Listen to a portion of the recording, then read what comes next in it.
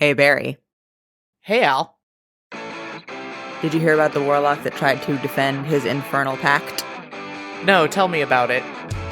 Well, he was really just playing devil's advocate.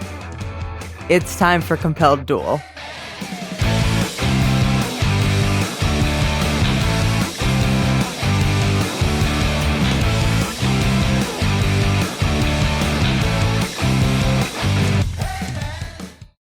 Hello, everybody, and welcome back to Compelled Duel. I'm Al. And I'm Barry. And we are a single-player, co-DM'd D&D 5e actual play podcast. Previously on Compelled Duel. I'm Kimmerl, the Lord of Bones. Your twin sister, the goddess Kiva, is sitting at their desk. Afternoon, Kiki, we've got a problem. You're a part of this family, young man. Each is 80, I made it special. You made everything, Mom! How special is it? You know I don't mean to ruin everything, right? As Mother always says, we can't act against our natures. No. Hey, look at me, you don't get to leave me. You don't get to leave me. What the hell is going on? Jarella Valcyne is a young Selayan elf girl. Elander, for reasons of his twin is blunter than a baseball bat, has gotten very good at being very charming to authority figures.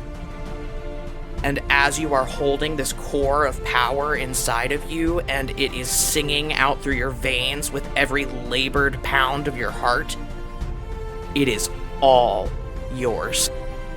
And you feel like you could move mountains with it. Elander lets go of his sister's hand. We had a deal. And I had a choice. You said yourself that I had a choice. I'm making it. Say I make it my job to stop you from doing this. What happens then?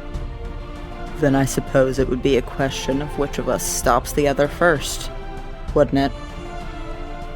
You still have a choice. She drops her shield to the floor with a clatter, and then reaches out to grab his hand. I've made my choice. Make yours.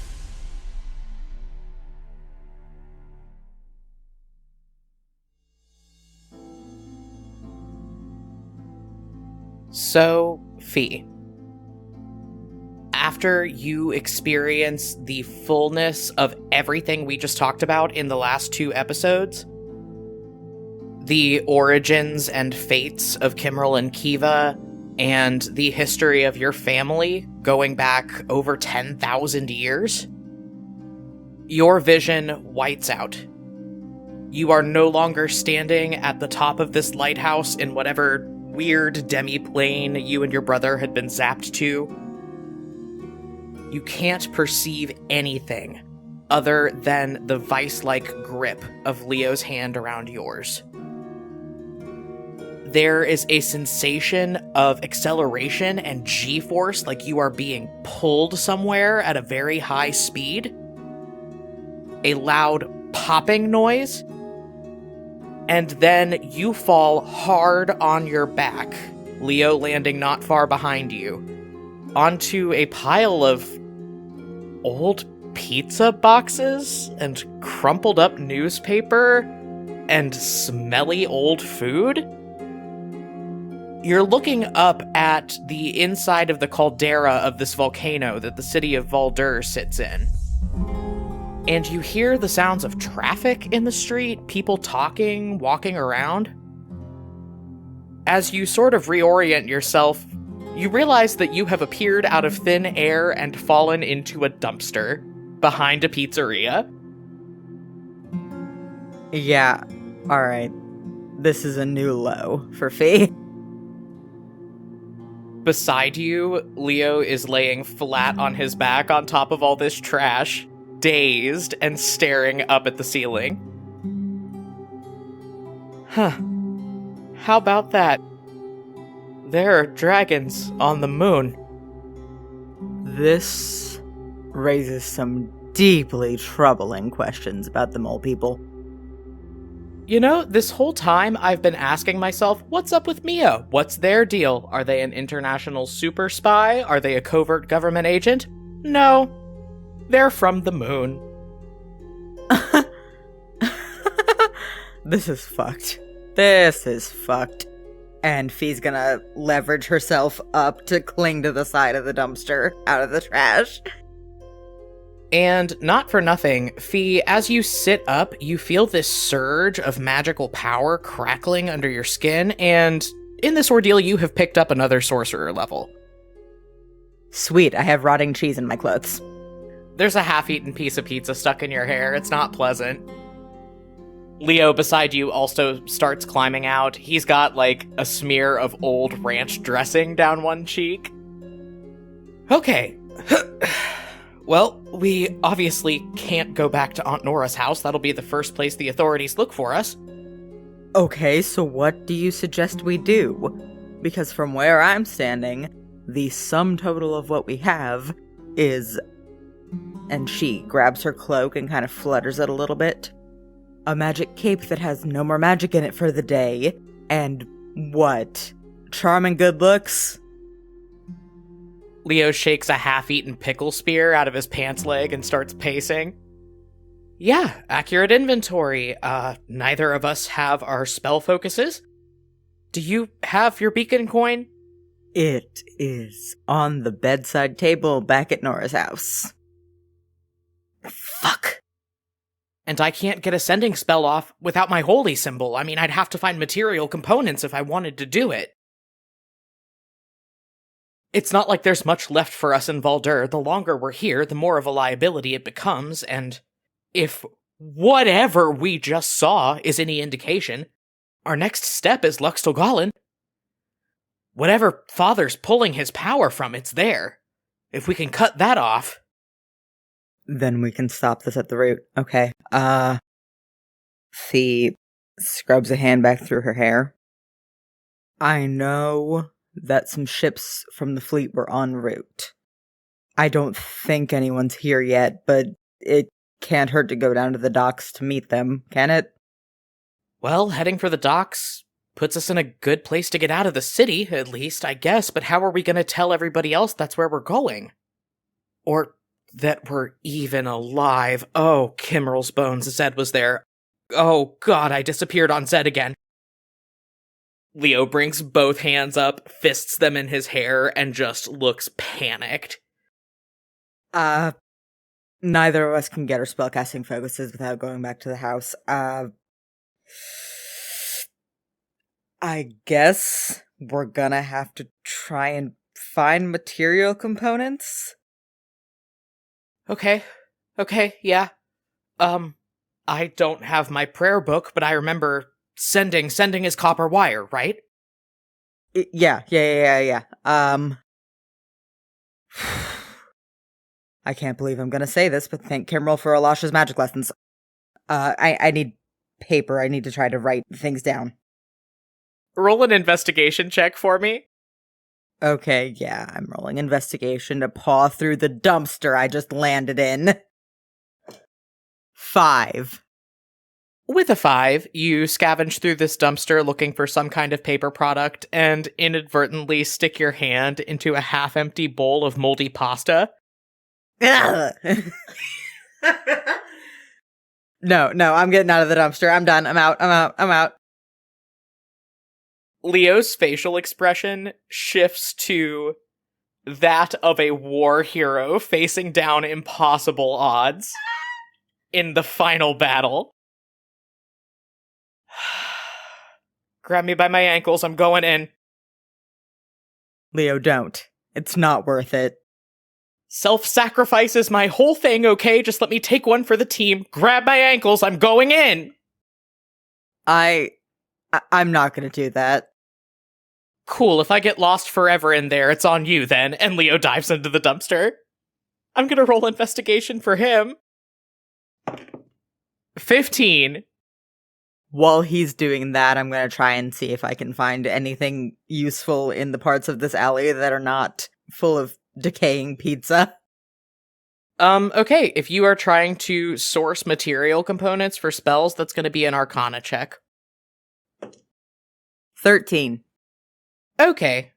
With a 13, you find a half-empty water bottle, which you know you can use the water in it to cast a tidal wave spell, and a small lump of coal, which you know would be 1/2 of the material components for a darkness spell. And also you find this kind of rusty pocket knife with a cracked casing. It's a weapon. It's better than nothing. I am going to establish now, there are spells that you can cast with no material components. You and Leo both have several of these on your spell sheet. They just have verbal and somatic components. You can technically cast without a spellcasting focus, if you wanted to. But, because an arcane focus does so much specific narrowing of the magical power innate in your bodies, if you want to cast something that does not need a material component without your focus, it is going to be an Arcana check of 10 plus the level of the spell you are trying to cast. Not gonna be easy, so even for a cantrip, it's a DC 10 Arcana check or the spell fizzles. And if the spell fizzles, that would use up the spell slot I was using, right? Yes, it would. Cool. Cool. Leo succeeded on that investigation check, so he found what he was looking for, but he's not unscathed. He crawls out of this dumpster looking traumatized with a piece of cheesy bread stuck to his back. I found a napkin and a golf pencil. That'll work. Let's just get this list together. You and Leo put your heads together and start working on this list of components. There are quite a few things on it that you would probably be able to find just from rooting around on the street. Things like alcohol, or a leather strap, or a bit of copper wire, which you know that Leo needs to be able to cast sending. There are a couple things that you're probably going to have to go to an apothecary to get, things like mica and phosphorus and licorice root. And then there is some hyper-specific stuff like bat fur and an amber rod and silver pins that you guys know you're gonna have to go to a wizard's tower or a magical supply shop to get. Oh, that's highly unfortunate. Leo stares down at this list and just runs a hand back through his hair, looking stressed. Okay. I need to go consult the spirits, or whatever the fuck it is I can do now, to maybe try to get a little help with finding all of this stuff. How about, while I do that, you go sniff around outside the alley and see if you can dig up some copper wire. We need to get a hold of everybody. Yeah. Do you want me to roll Arcana again? Yes, please. Okay. 17. Okay, you find a few things out here on the street at the mouth of this alley. You take this list written on the napkin and start looking around. You find things that are all stuff that Leo had written down, so you find an empty bottle with just a little bit of liquor left sloshing at the bottom. You find a short piece of a leather strap, like from a bag or something. And lodged in a crack in the sidewalk, you see an earring that has apparently fallen out of someone's ear. It is this little piece of jewelry with a black obsidian stone that has been artfully wrapped in copper wire. You don't know how well you eyeball it with only a 17, but it looks like if you unraveled the wire around this earring, you would have enough material component for a few sending spells.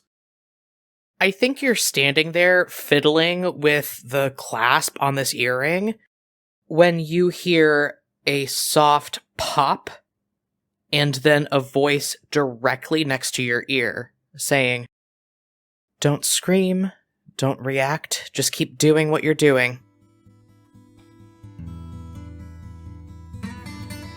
Do I recognize the voice? Oh, undoubtedly. It's Elisha. You look around and you can't see her. There's nobody standing next to you where this voice just came from. But I'm, like, out in public, right? I assume that as I moved out of the alley, I pulled my hood over my head, but I'm, like, out where people could see me if I yelled, right? Yeah, absolutely. You're on a sidewalk down this Voldhuran side street out front of the pizzeria whose dumpster you just landed in. And there are people milling about, going about their business. Okay, then Fee doesn't scream. She's gonna try to duck a little bit out of sight. She's not going back to the alley with Leo, but I'm gonna try to roll a stealth check. Okay, go ahead and do that for me. 12. You get a couple weird looks from passerby, but nobody calls you out, nobody tries to make a citizen's arrest or anything. You kind of get the feeling that you need to vacate this area pretty soon, though, because you notice a couple people notice you. And Elisha's voice, still very near your ear, says, "Okay, things have gone off the rails. Do you have a way out?" What in the world makes you think I would tell you that? You hear a sigh and the crunch of grit on the pavement, like somebody is starting to pace in this empty space next to you. Because you're in a tight spot, the tightest spot you've ever been in, and you need someone's help to get out of it. Look, I understand that we've had our disagreements, but you can't stay in this city anymore, Fee. It is too dangerous. I'll talk to your father. We'll figure something out. Amnesty for Leo, whatever it takes, but you can't be here anymore. Oh, we're getting out of here. But I have zero reason to trust anything that you say or any help that you would offer. And even if that offer was genuine, I'm not leaving without Leo, and you don't want to run into him right now. There's a pause, and then Elisha's voice, sounding very confused, goes, "Why wouldn't I?" Elisha, do the words, "You remember what happened when Adana found us out" sound familiar? You hear a sharp intake of breath, and then a long moment of silence. Yeah. And you know what? I wouldn't stop him. Next to you, you hear Elisha suck in a breath through her teeth.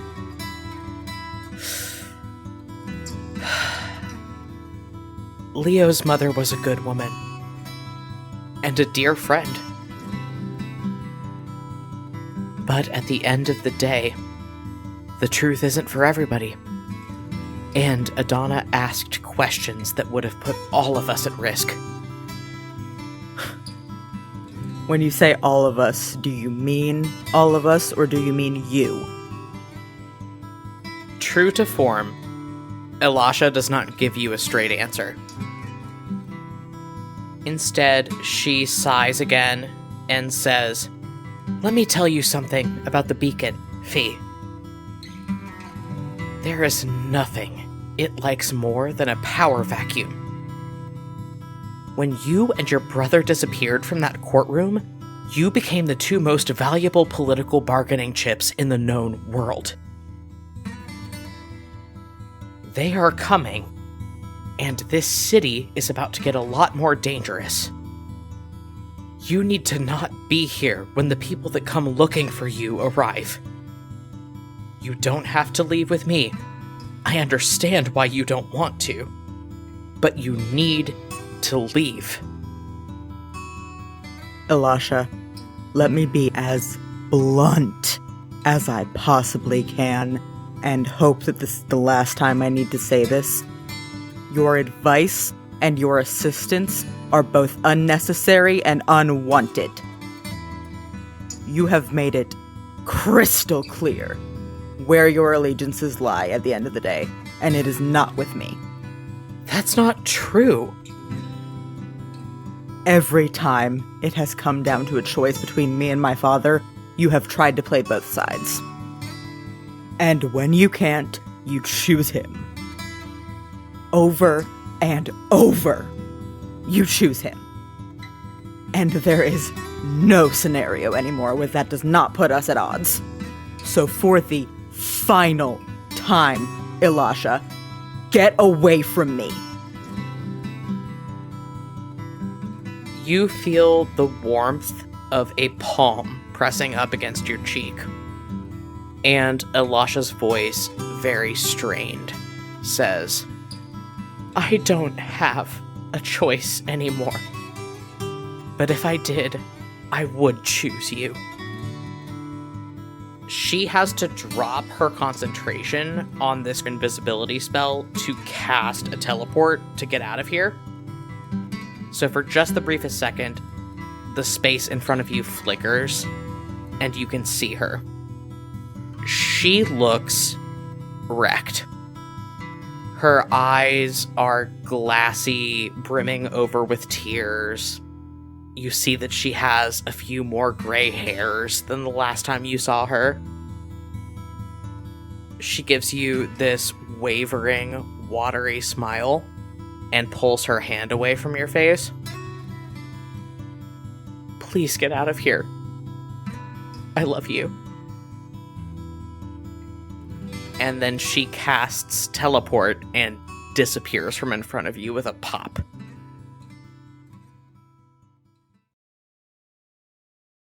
As Fee goes looking for copper wire, Leo, what are you doing? Sitting down behind the dumpster out of sight and taking a short rest. I would like to use my Whispers from the Grave ability from Phantom Rogue to acquire a new proficiency, if that's okay. Since you're taking a short rest, absolutely. What would you like a proficiency in? I feel like I'm gonna need an Arcana proficiency, given what we're looking at. Okay, let me go through my Rolodex. Guladex, is that anything? It's nothing, and I've lost a little respect for you. Anyway, as you are sitting there taking this short rest, you feel another one of those bolts of pain go up your spine, and then the air around you gets a couple degrees colder, and you feel... Leo, you could swear someone is breathing down the back of your neck. Leo clenches his jaw super hard and then turns around to see whatever it is that he has summoned from the ether. This is the first time looking at one of the ghosts that has appeared to you where you have been very aware that this is not a person. The first thing you see are two very big, luminously blue eyes, and the rest of her face is kind of a smudge.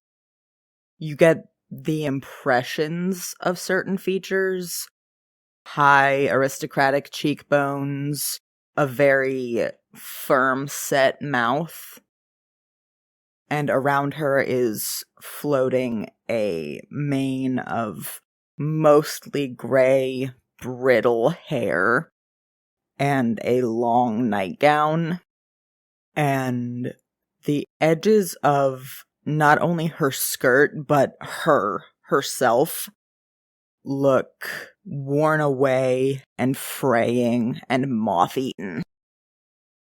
She is almost impossibly tall, but her back is bent and crooked with what you can tell is advanced age. And the way she is looking at you makes it clear that if you could actually see her face, she would be sneering. Hey, Grandma. You never met your grandmother, but the portraits you've seen and the descriptions that you've had of her, yeah, this is her.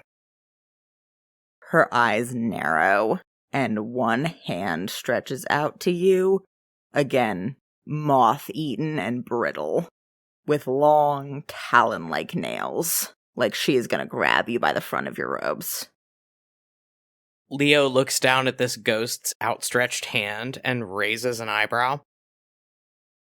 I mean, if you want to try it, go ahead. You know, Father said a lot about you. The most flattering thing being that you were a very accomplished sorceress. But the less flattering things that I've heard from him and Nora, well, let's just say that my old man's not exactly parent of the year, and the fact that he made a concerted effort to never let me be in your presence speaks volumes to your character.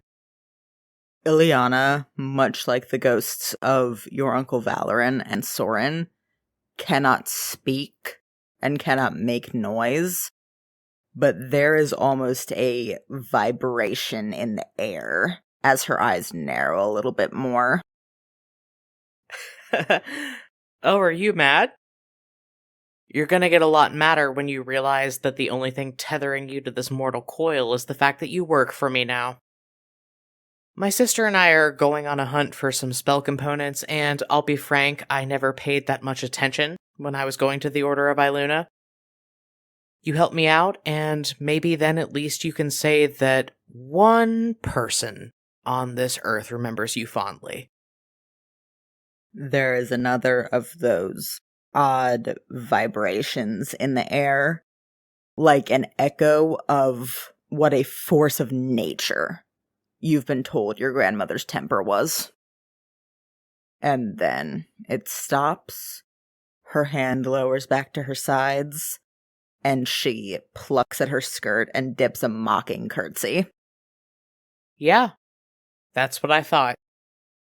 At this point, your sister walks back into this alleyway. She is wiping at one of her eyes with a thumb and sniffling a little bit. As she walks in, she holds up a little coil of copper wire and says, "Well, I got this.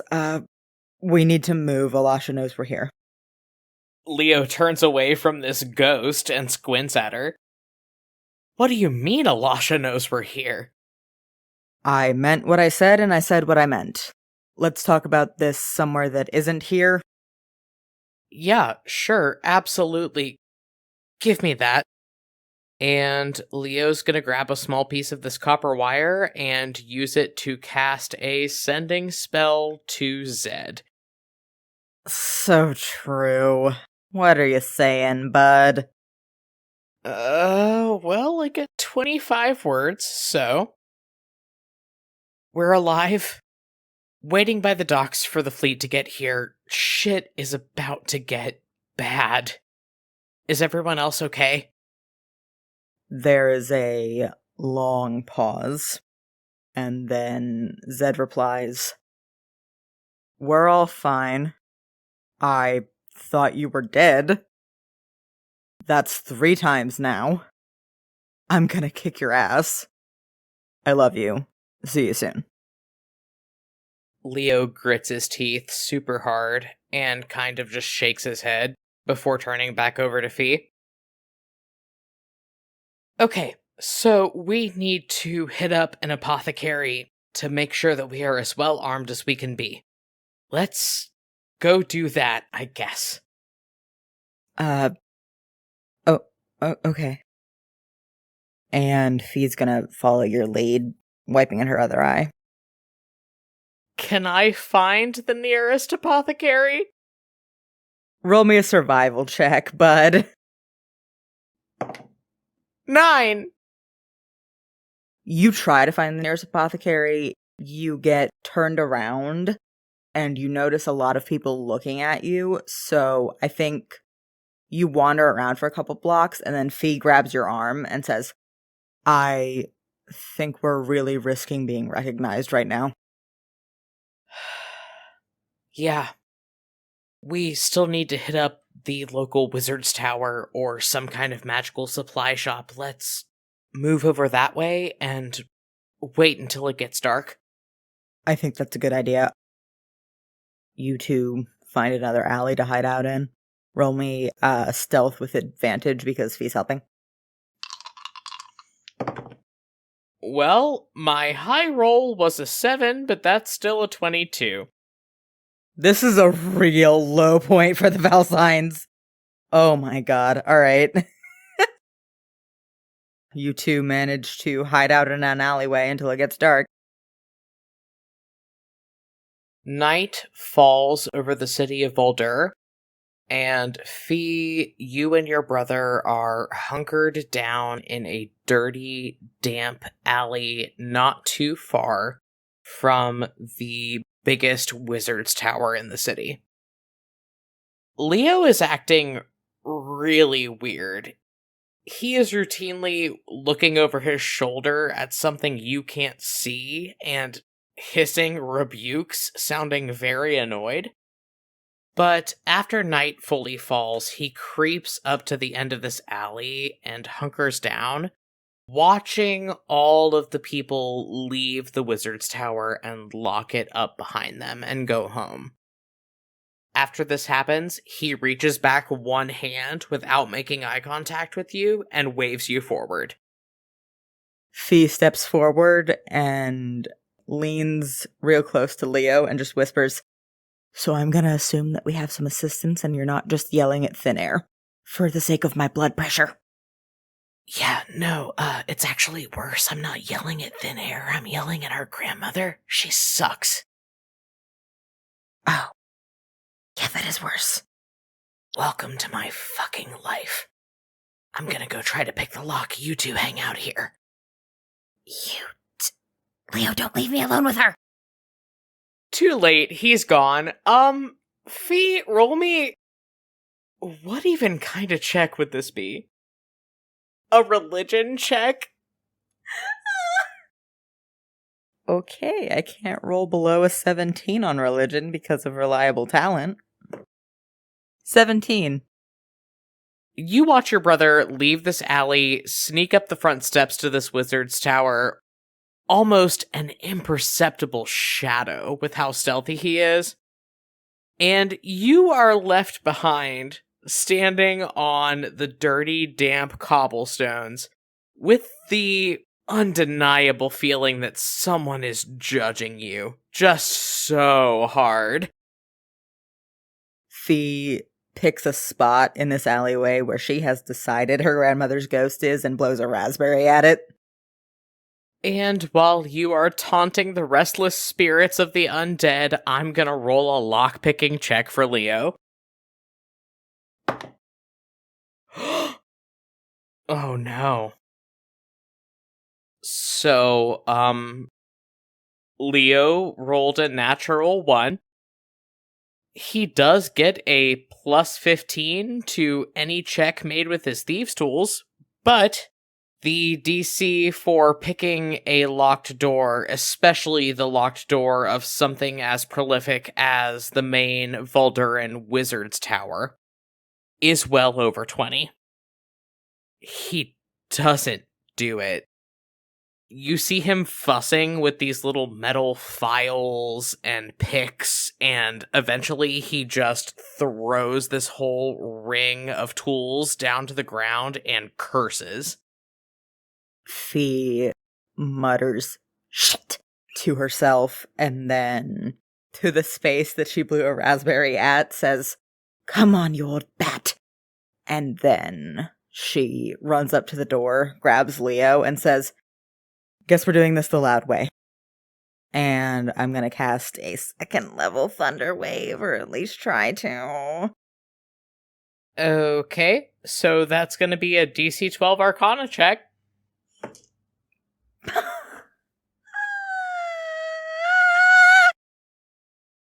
So the first roll was a 3. Cool, you have burned one of your 2nd level spell slots. Do you want to try again?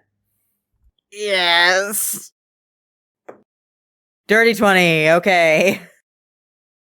Okay, the door is a door and cannot save, so go ahead and roll me 3d8 damage. I'm gonna use Empowered Spell to reroll 5 of these.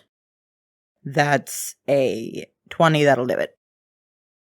There is a loud boom of thunder, and this door gets blasted off the hinges. Somebody heard that, though. You're gonna need to move quickly. Alright, let's go. You and your brother run into the darkened lobby of this wizard's tower. There's a big, empty front desk with a large map of the building behind it. You see several floors labeled in Dwarvish and Gnomish. Fee doesn't speak either of those. Welp, it's a good thing that Leo speaks Dwarvish. He frantically scans over this map and then grabs you by the wrist and tugs you off to the side. Okay, storeroom's on the 5th floor, let's go. Okay, do I see a staircase? You see an elevator.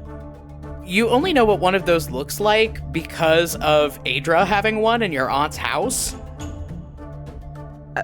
I'm gonna try to call the elevator. You push the button and nothing happens save for a little metallic keypad next to the up and down buttons that lights up, as if you are meant to press some kind of sequence of runes into it. Fucker. Fee looks at this keypad. I think she can, count to 10 in Dwarvish. So if it's numbers, she knows that there are numbers, but she doesn't know what order and what numbers to put in. So she looks back at Leo and goes, "We have a small problem." Leo looks up from where he's been under the front desk, digging through the lost and found box, trying to find things, and kind of tilts his head to the side. Yeah, I don't think my thieves' tools are going to work on that. So, Fee, you can either keep going with this elevator, or you can roll me a survival check to see if you can find a stairwell. Yes. Survival. A whiz-based skill. Something I am famously good at. I'm gonna roll survival, because I'm not gonna be able to figure out this elevator. 10. Well, you are in a building that has a map, so I would say a 10 is a success, but it takes you precious time to find this stairwell. Leo goes charging through this door behind you. He has stolen one of those big, pointy, conical wizard's hats from out of the Lost and Found. It's got stars on it. Why?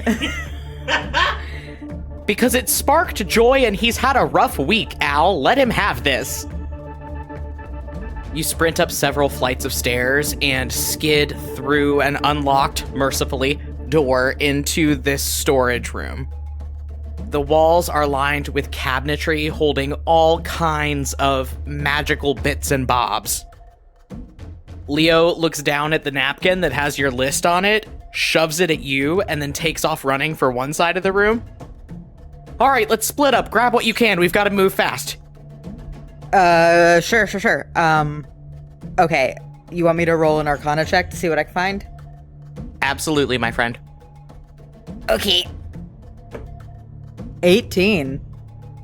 Okay, as you're looking down at this list and digging through drawers and filing cabinets, with a roll that high, you manage to find 4 twigs from a tree that has been struck by lightning, which is a special component needed to cast Witch Bolt without a focus.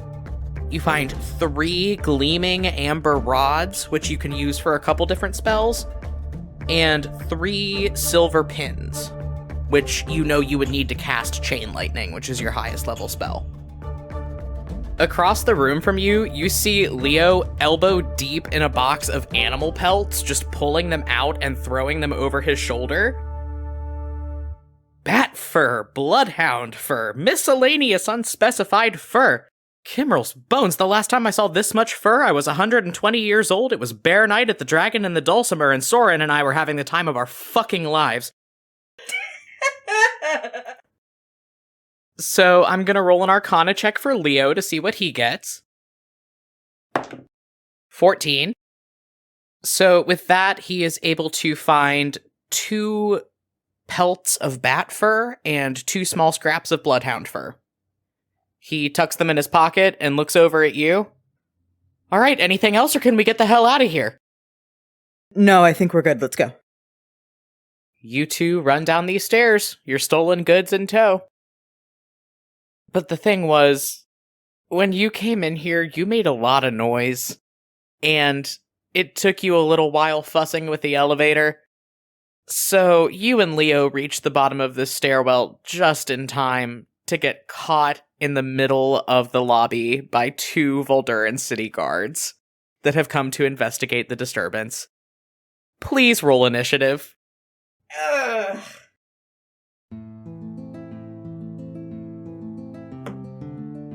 I'm gonna fucking snap.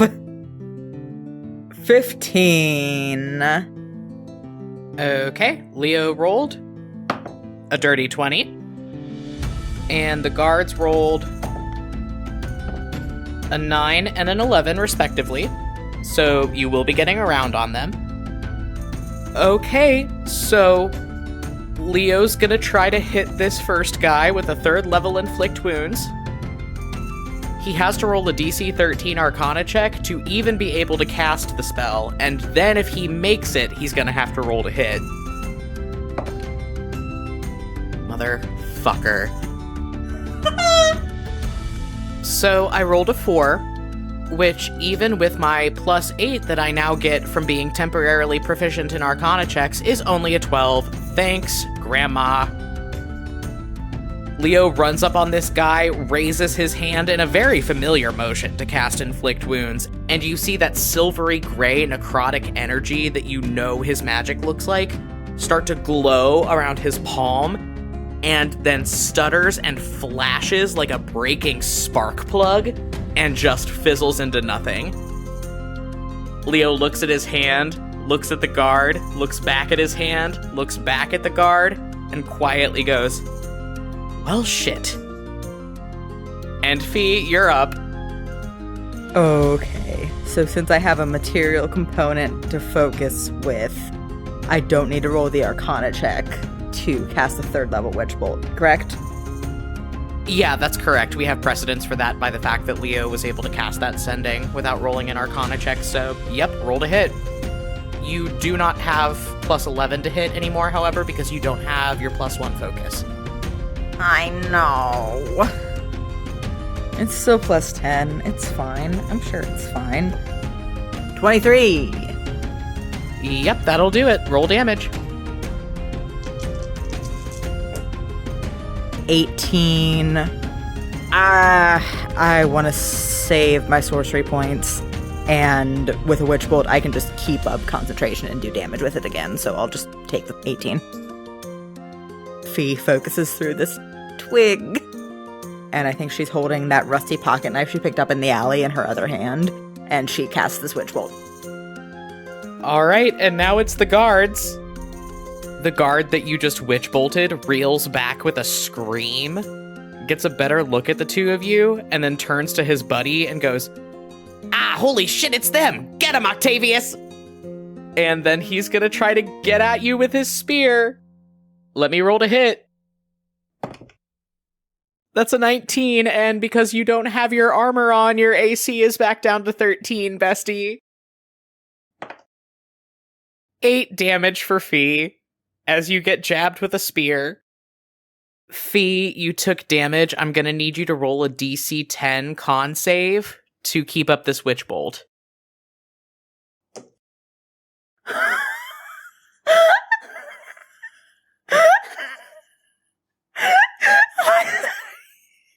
you fucking...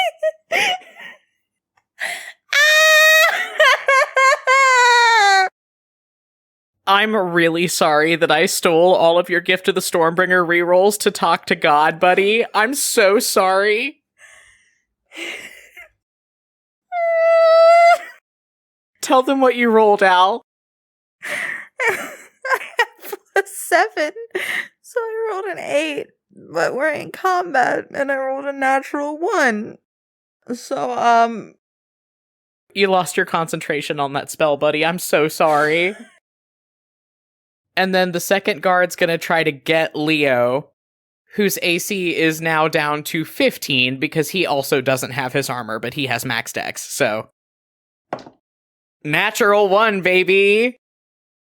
Leo, with all of his rogue-like grace, dodges out of the way of this spear thrust, clutching his newly stolen wizard hat on top of his head. And then we're back at the top of the order with Leo. Leo's gonna try for another inflict wounds. I'm going down to first level this time so I don't burn any more fucking spell slots. Let me roll this arcana check. 24, thank God. Okay, so now I have to roll to hit. 29, okay. So that's 3d10 damage. 12 necrotic damage, but since Inflict Wounds is a melee spell attack, I'm going to also invoke a use of my Channel Divinity Touch of Death, which lets me add an additional 25 necrotic damage onto melee attacks. So that's a total of 37 necrotic damage. Leo just Vulcan mind pinches this guy with an Inflict Wounds, and he goes down. And then he's going to use his cunning action to hide as a bonus action. He's gonna duck behind the front desk in the lobby to hopefully get advantage on the next time he's able to attack. Okay. It's Fee's turn, so she uses a free action to yell, "Are you kidding?" And then I'm going to cast a spell at the other guard. Okay. I'm not gonna waste a spell slot. I'm gonna cast Lightning Lure. So I have to roll an Arcana check.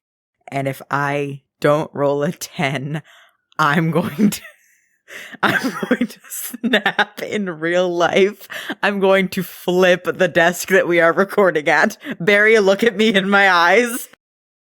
Why are you threatening me instead of your D20, man? I'm not in control of that. It's fine. I just have to roll an 8. It's fine. Natural 19. Okay. And then I need this guard to make me a strength saving throw. He only gets a +1. It's fine.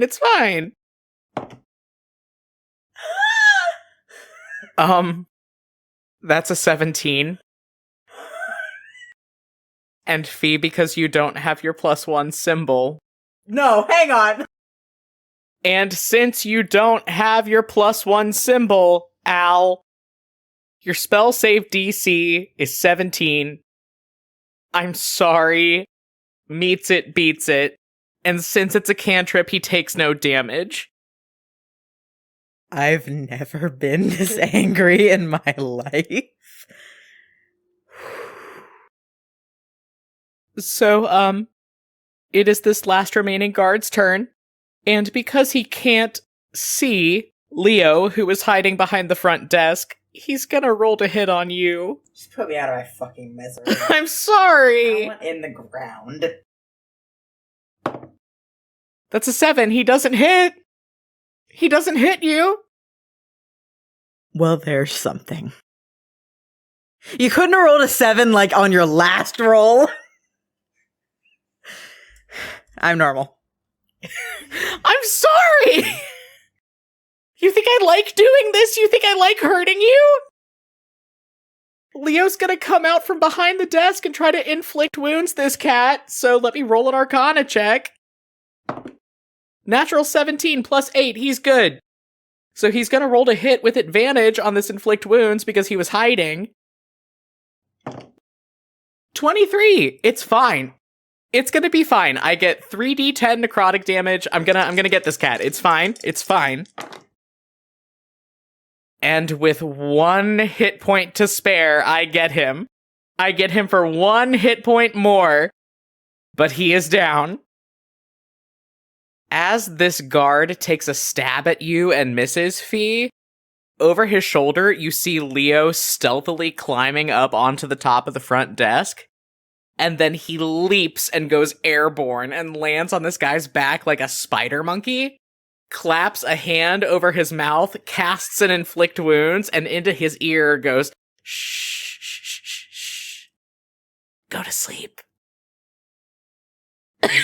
This guy's like 3 feet tall. This guard is Voldhur and he's like 3 feet tall. It is a sight to watch, given that this city guard is a dwarf. It seems a little unfair, honestly. Leo extricates himself from this hold and then looks over at you, looks down at the guards, both on the floor, looks back up at you.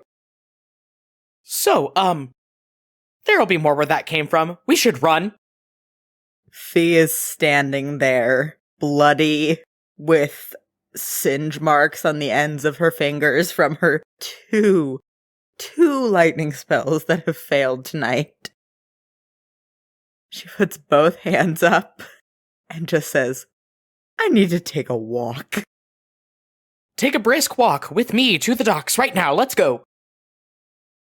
And Leo grabs you by the hand and hauls you out the open front door to this wizard's tower into the crisp, clear Voldhuran night. So, we're gonna roll a group stealth check to get away from this tower and down towards the dock without incident. And I am not going to scream. Not even once.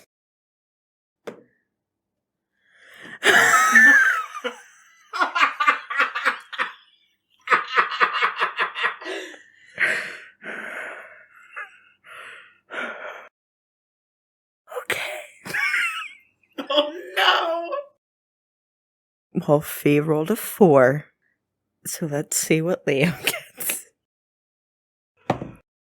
Leo got a 29, actually. Good. Okay. That's over a 15, so that'll do it. Cool. So, you two walk through the streets, down to the docks. Leo, I need you to, roll me a perception check, really quick. 16? Yeah, a 16 will do it. Okay. You're about a block away from the docks, and you spot an apothecary shop. Leo stops, looks over at Fee, and raises an eyebrow. Well, we've already got a couple more murder charges and a breaking and entering on top of everything else that they want us for. Do we need anything else for material components? Fee looks down again at her bloody dress and her singed fingertips and says, I could use some licorice root and mica, if we can. I'm gonna roll to case this joint and see what it would take to break in. Roll for rapscallionry, I suppose. Yeah, let's call that a history check. 17. The docks are pretty active at night, and you're very close to them, and on a main street, so you think breaking in through the front is maybe not a wise call. But the interesting thing is that, like a lot of the buildings in Voldhur, the roof of this apothecary is flat. You said we're pretty close to the docks, right? Yes, about a block away. Can I roll to find some rope? Yeah, let's call this a investigation check. A 10? Yeah, a 10 will do it. You find a coil of rope. After I find the rope, I would like to make an acrobatics check to climb the outside of this closed apothecary from whatever dark alley I can find my way into. Sure, do that. 22. And I'll pull Fee up after me to give her advantage on whatever kind of check she needs to do. I'm gonna roll acrobatics with advantage. That's a 17. That'll do it. You and Fee scramble your way up to the roof of this apothecary. What are you doing, bud? Looking around for any kind of roof access, a trapdoor, a skylight, anything I could maybe get into with my thieves' tools. I'm gonna roll a luck check really quick. Yeah, okay. There is a little skylight that has a hinge that you think you could unlock and pop open. Roll a Thieves' Tools check, please. Dirty 20. I only rolled a 5, but it's still a dirty 20. That will do. You manage to pop open the skylight, move the glass door of it out of the way. What are you doing now that you have access?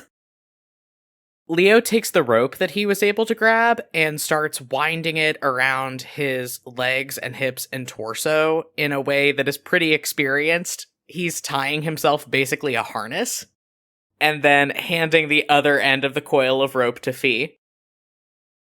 Okay, we can't go out through the front door, so I'm gonna have to go in and out through the skylight.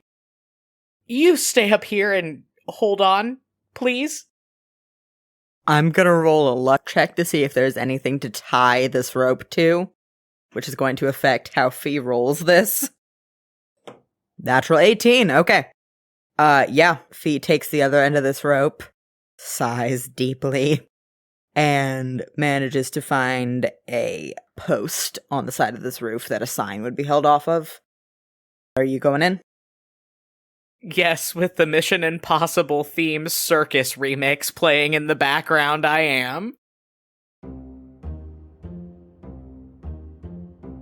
So what's going to happen is I'm going to have Fee roll an athletics check to not just drop you on your face, and then for every type of spell component you find, she's going to roll another athletics check to not drop you. If she goes below a 10 at all, Leo is going to fall on his face. Let's see how this goes. First roll. The highest one was a 22. You're good. Okay, so Leo gets lowered into this apothecary by this rope, gently swinging back and forth. And he is going to look out for the ghost of his grandmother. Oh, she is standing directly in front of you as Fee lowers you down. Judging. Watching. Go ahead and roll me an Arcana check. I don't want to hear it from you, you crusty old bat. Where's the fucking licorice root? 24. Okay, with a 24, you can get a total of 14 spell components. Which is not half bad. So, your grandmother, she's a ghost, so it doesn't make a noise, but you can tell she's sighing. Walks over to a shelf, and with her long, talon-like fingernails, points at a jar. Alright, Fee, I'm gonna need some centrifugal force down here. Swing me in a clockwise motion, if you will. Okay, let's roll athletics. The high one was a 15. Fee swings you in a circle, groaning with effort. I'd like to try to grab the jar on my way by. Roll sleight of hand. Fuck. Natural 20! That'll do it. All right, how many licorice root do you want to grab, knowing that you have a total of 14 ingredients? Having looked at this list, Leo knows that licorice root is the material component for haste, which Fee might need to cast a few times if they're going to try to get out of here. He's going to grab 5. So he has 9 left. What are you looking for next? As he continues to be whirled around this apothecary like a potato tied to a ceiling fan, Leo looks at his grandmother's ghost and goes, "All right, great job. Micah, where's that?" With an irritable toss of her hair, the ghost of your grandmother, Ileana, skulks across the room to another display case and points at a little box of rocks. All right, Fee, a little bit faster. This one's closer to the edge of the room. I'm gonna need a bit more powerful swing. From up on the roof, Fee, groaning, says, "Yeah, I'll just do that. What else can I get for you? A Bloody Mary?" I'm gonna roll athletics. High roll was a nat 20. So roll me sleight of hand to grab some rocks. 23. Okay, how much mica are you picking up? Well, I know that that's what Fee needs for Shatter, which is kind of her bread and butter as a sorcerer. He's gonna grab 5 pieces, so he can get 4 more components. As he is still rotating from Fee swinging him around at the end of the rope, he looks back at his grandmother's ghost once more. Okay, could use some incense, that would be helpful. The ghost of Ileana's head tilts back like a teenager in a cartoon groaning. And then she walks back across the room and points at a shelf of incense that is just in plain view. Oh no, ma'am, check your attitude at the door. My night has been bad enough without it. I'm gonna roll to try to grab the incense. I'm gonna have Fee roll athletics one more time. The high roll was a 9. So you reach out towards this incense and you hear Fee from on the roof go, "Oh shit!" And then the rope goes slack above you and you swing right into a display of jars. You're gonna take 7 bludgeoning damage. Oh man, and Leo had a lot of centrifugal force built up by that point. I think he just goes flying into this shelf, yells, "Oh!" and then collapses to the ground in front of it. As you're crumpling to the ground, roll me a dex save to not get beamed in the head by one of these jars. Come on, man! 16. Okay, so you take half this damage. Yeah, you just take 1 damage as a jar of peppermint leaves falls off the shelf and just plink, lands right on your head. Amidst the sounds of all of these glass jars crashing to the floor, Leoril Valcynes lays on the wooden boards of the floor of this apothecary shop, defeated. And the ghost of your grandmother, Ileana, puts her head in her hands as Fee leans over the edge of the skylight and goes, "Are you okay?" Leo, still flat on his back, just reaches up one arm and does a shaky thumbs up. And then he's gonna roll over, grab the incense, stand up, and look back at his grandmother's ghost. Okay. Phosphorus? She still has her head in her hands, but she reaches one of them out and just points. Cool, going over there to get it. I'm gonna roll a luck check. The rope is not long enough for you to reach the phosphorus. You get so close, and you reach with all your might. But between the harness you tied yourself and the fact that Fee tied the rope to the edge of the building, your fingers stop 3 inches away from the phosphorus. You know what? I don't need to cast dancing lights. Fee, pull me up! I'm gonna roll a DC 15 athletics check for Fee to pull you up. That'll do it. This harness around your torso tightens, and Fee starts yanking you back up through the skylight. Gonna roll one more luck check. Okay. That is a 14. You do not lose your silly little wizard's hat. Leo, with a few stray peppermint leaves stuck in his hair, looks up at Fee, holds out the spell components in one hand, and just sighs in a deep, long-suffering manner. Let's go find everyone else. Yeah, let's do that. I'm gonna need you to roll an acrobatics check to get down off this roof, buddy. Have I not suffered enough indignity? Okay. 19. Fee's gonna roll one as well. It's a 12. Fee almost trips over the hem of her skirt at the edge of this roof, but catches herself and just looks up at the sky beseechingly, and then gets down the side of this building with you. And you set off. So, Fee, I am tempted to make you roll a dexterity saving throw to not trip over your clown shoes on this journey. But because I am a kind and benevolent dungeon master, I will not. I appreciate that. However, I am going to require another group stealth check for the two of you to make it away from this apothecary that you just burglarized unnoticed. Leo got... Jesus fuck. A 34. Oh, cool. So when I roll this nat 1 right now, it's gonna be fine. No, I got a natural 18. Okay. 21. Oh yeah, you two are ghosts.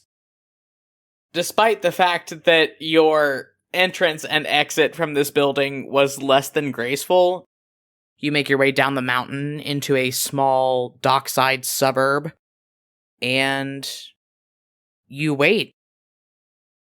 Leo pulls the two of you into a dark side street at the earliest convenience, and sort of crouches down, starts spreading out all of the material components that you've gathered so you could take an inventory. The two of you have access to enough foolproof magic to defend yourselves if it came down to it, but that doesn't seem to be what Leo is ultimately concerned about. He pulls out one of these pieces of copper wire that you were able to scavenge and throws off another sending spell. You see him sort of hunched over this piece of wire as it glows and then disappears from between his fingers. Okay, just got in touch with Zed. They are waiting for us at a pub called the Laughing Lamia. I have no idea where that is. We'll just look around until we find it, I guess. And try to keep our heads down until we do. Oh, fuck, I hope they manage to get both of our spellcasting focuses out of the house. Cross that bridge when we get to it. Come on. You and Leo start bundling up all of these material components that you have managed to get. He's taking a lot of the herbs, a lot of the pieces of fur. You're taking a lot of the more high arcane things, like the silver pins and the rods. You also have the half-empty water bottle and the leather strap and the knife that you found in the alley when you first got dropped in the dumpster. And as you are going to bundle up all of these supplies... Well, Fee, I'm going to ask you to roll me a wisdom saving throw, but you've got to roll a nat 20. Sorry, what? Roll a wisdom saving throw, and if you don't roll a nat 20, it's gonna go bad. Okay. No, that was a 16 on the die. So, a 15. Fee, you remember what it feels like to have a dominate person spell cast on you. There is a sickening, painful pressure at the base of your neck, and a voice in your head, familiar but almost forgotten, that says, "Pick up the knife." Fee picks up the rusty pocket knife she found in that alleyway. You are fighting against this for all that you're worth, but once again, you're back here. Your body is moving of its own accord. You can't control your reactions to this voice in your head, which you hear say, "Stand up, hold the blade to your throat, and don't move." Fee stands up, holds the blade to her throat, and does not move. If she can talk, she says, Leo? Leo looks up from where he has been counting out these pieces of copper wire And his eyes go wide as he sees what you're doing. Hey, what the hell? It's not... I don't know what's going on.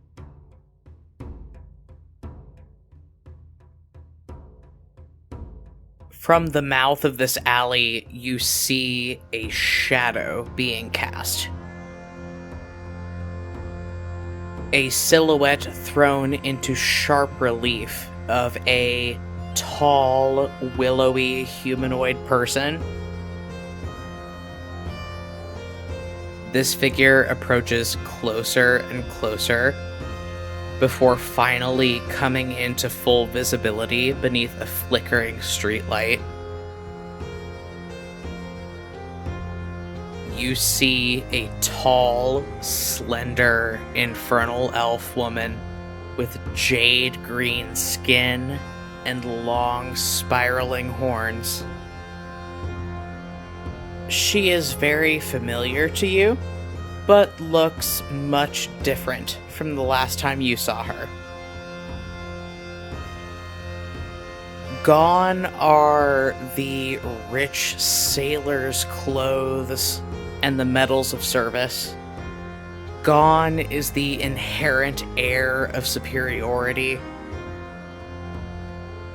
Replacing them are worn, tattered garments, messy, unkempt, ashy brown hair, and a pair of solid black eyes, utterly devoid of mercy. The person that you have known as Vice Admiral Defiance of Astrarian Naval Special Forces appears under this guttering floodlight in the alley. Posture straight, smile bright, and hand clutching a beautiful mithril sword at her side. Its pommel capped off by an orb of dark, void-like, stormy magic. She looks from you to your brother, and then back to you. Her smile widens, and she says, "Would you look at that? It's a small world."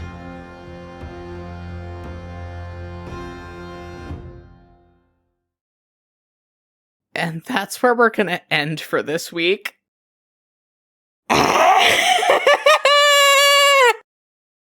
Okay, cool. Anyway, to cap off the worst game of Dungeons & Dragons either one of us has ever played, Defiance is back! Isn't that just typical? And we'll figure out where this goes next time On Compelled Duel.